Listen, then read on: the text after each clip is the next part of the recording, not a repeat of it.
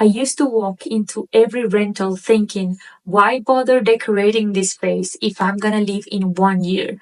Why bother furnishing my space if I'm just gonna be here for 6 months and see how it goes? And I realized that mentality was making me feel like a guest in my own room, in my own home, in my own space. I felt like a guest no matter what. I felt that that was not my place. And then because I'm an architect and interior designer, I thought I should do something with the space because I know how to do it. I know what a good design can make to the human experience. But I had so many excuses. I thought I'm not going to spend any money on this because then I would have to sell everything and then move to the other place. Or I'm just not going to spend the energy because I have so many other things to do. And it's not going to be worth it because I'm going to move out eventually, or I'm not really sure if this is the right space. So I'm going to wait for the space that actually feels right so I can make it a home. But then, as a 30-year-old, ready to move abroad, ready to meet new people, ready to move to another city and have so many experiences in different countries, in different cities, in different apartments and houses, I knew it was going to take a while for me to find that place that I was looking for to make it my home. But then I still decided to wait for the next place, to wait for the next opportunity, to wait for the next city, to wait for later. And now that I think about it, being 30 years old, that comes with a lot of wisdom that we just don't have in our 20s. When we turn 30, we kind of know what kind of friends do we want to hang with, what kind of people do we want to be surrounded by, what kind of job we would love to do. We already know stuff about ourselves. We already know what makes a space feels like home, but yet when we move to a rental for a short period of time, we still think that that's not important. But I'm going to tell you a story because I truly believe that it doesn't matter if we're going to stay for 1 month, for 2 months, or for only 1 year.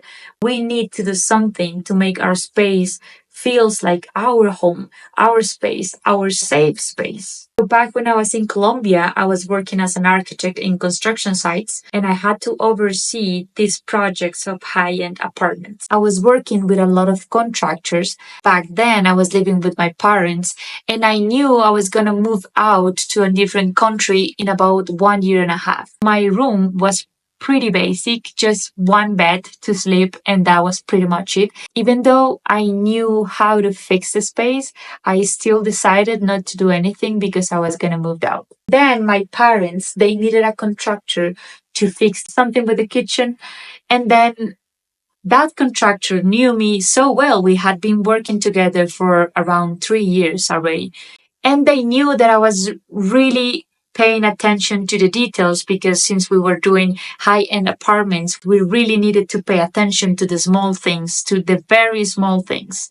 This person comes into my parents' house. He gets to see my room.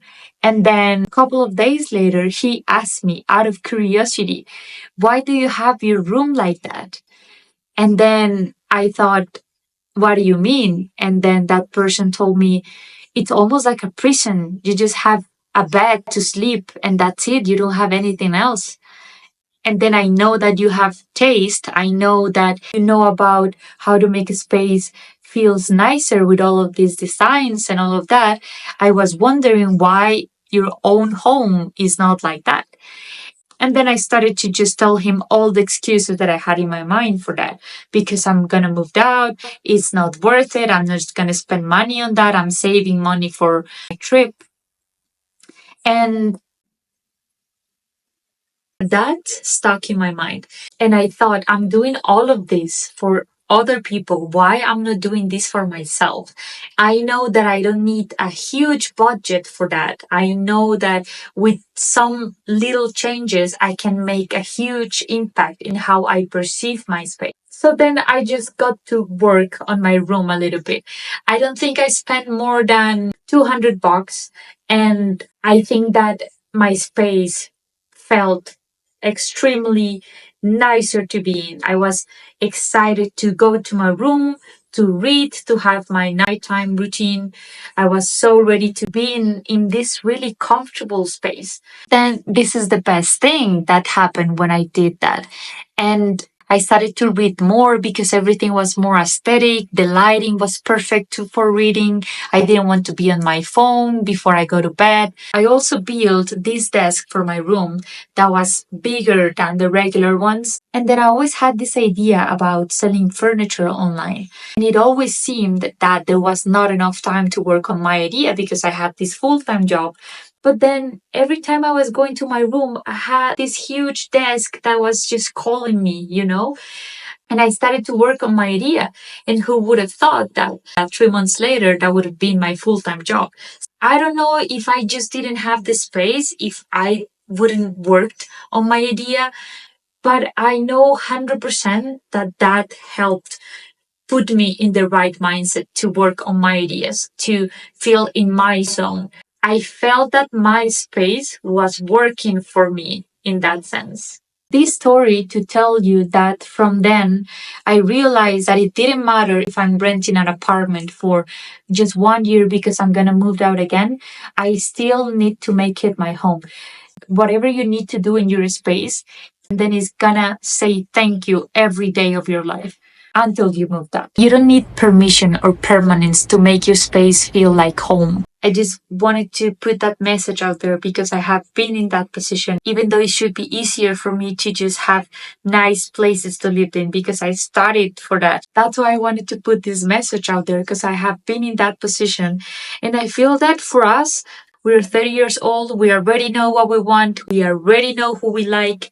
We already know what we need. So we definitely need to take care of our space. We need to make sure that we are giving ourselves the space that we deserve.